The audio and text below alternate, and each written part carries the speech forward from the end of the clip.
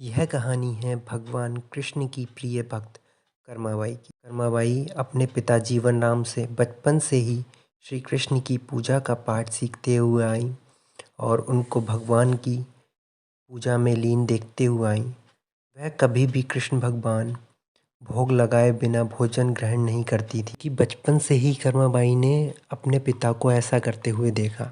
जब कर्माबाई 13 साल की थी तब एक दिन जीवन राम को तीर्थ पुष्कर स्नान के लिए जाने की इच्छा हुई। साथ में उनकी पत्नी ने भी पुष्कर स्नान जाने के लिए जीवनराम से कहा। जीवनराम अपनी बेटी को भी ले जाना चाहते थे, लेकिन दुविधा यह थी कि अगर वो पूरा का पूरा घर बाहर चला जाता तो श्री कृष्ण को भोग कौन लगाता।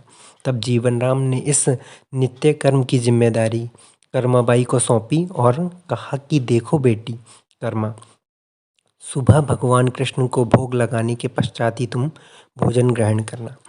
कर्मा ने अपने पिता की बात सुनी और कहा कि पिताजी मैं ये सब करूँगी।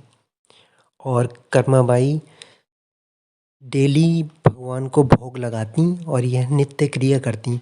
घर के काम पूरा करने के बाद वह अपना जो सारा समय था वो श्री कृष्ण को देती।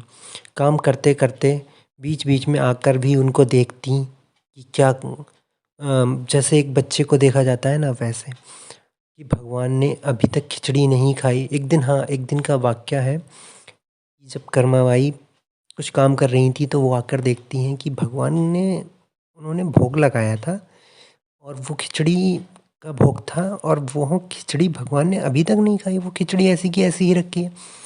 तब उसे संदेह हुआ कि शायद खिचड़ी में घी और गुड़ कम है, इसलिए भगवान श्री कृष्ण को भोजन ग्रहण नहीं कर पा रहे हैं। तभी कर्माबाई ने खिचड़ी में थोड़ा सा गुड़ और घी और मिला दिया और मूर्ति के सामने रखकर बैठ गई।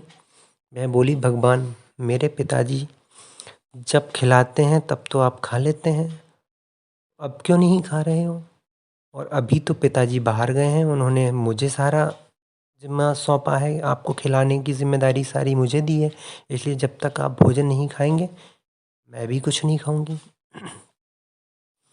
इस तरह जिद पर अड़ी नन्ही कर्मा की प्यारी बातों से कृष्ण भगवान का सिंहासन डोल उठा और फिर मूर्ति में से आवाज आई, बेटी कर्मा, तुमने पर्दा तो किया ही नहीं, तो मैं भोजन कैसे ग्रहण करूं।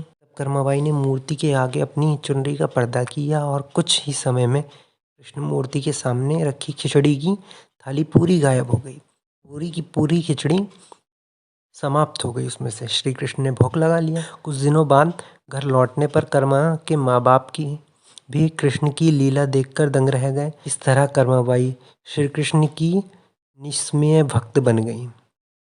अपने जीवन के अंतिम दिनों में भी कर्माबाई भगवान जगन्नाथ की नगरी जगन्नाथपुरी में एक कुटिया में बस गई थी। वहाँ एक दिन कर्माबाई की कुटिया के सामने एक तेजस्वी कांति वाला बालक आया और उसने कर्माबाई से कहा, मुझे भूख लगी है माँ, खाना दो। उस वक्त भी कर्मा अपने भगवान कान्हा को खिचड़ी का भोग लगा रही थी। कर्मा ने उस बालक को भी खिचड़ी खिलाया। उसके बाद से वही बालक हर रोज कर्मा के हाथों से खिचड़ी खाने आता था। यह सिलसिला कई वर्षों तक चलता रहा।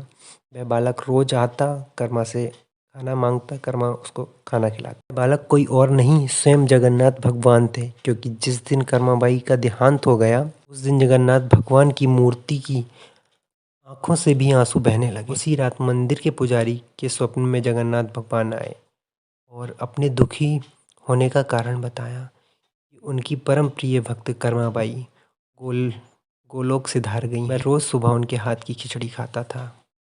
अब मुझे खिचड़ी कौन खिलाएगा। अगले दिन से मंदिर के पुजारी ने निर्णय लिया। भगवान को रोज वह खिचड़ी खिलाते थे। उस भोग का नाम दिया गया कर्माबाई की खिचड़ी। भगवान भाव के भूखे हैं, खिचड़ी के भूखे नहीं थे, वो उनके प्रेम के भूखे थे, जो वो जिस स्नेह से उनको खिचड़ी खिलाती थी।